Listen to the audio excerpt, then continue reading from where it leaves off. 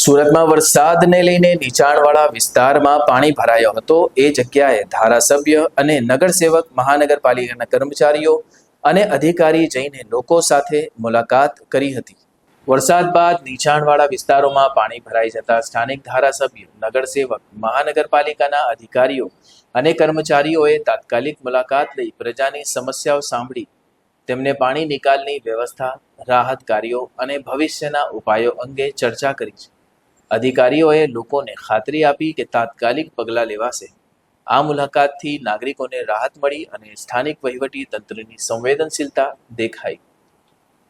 આજે તમને દેખાય છે કે હું એક ધારાસભ્ય છું આ વિસ્તારનો।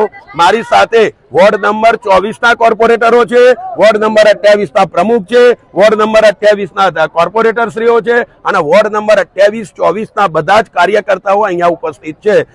સાથે અધિકારીઓ બી બધે સાફ સફાઈ કરવામાં અત્યારે લાગી પડેલા છે। હું એમ કહું છું કે પરિસ્થિતિ જે પ્રકારની છે એને સારી કરવા માટે અમે અહીંયા આવ્યા છીએ।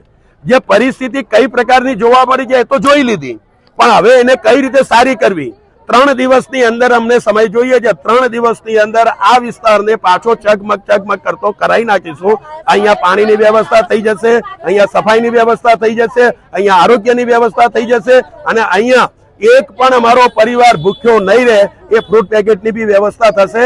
જ્યાં સુધી પોતાના ઘરનો ચૂલો નહીં સળગે ત્યાં સુધી આ બધા જ પરિવારોને અમે ફ્રૂટ પેકેટ બી આપીશું।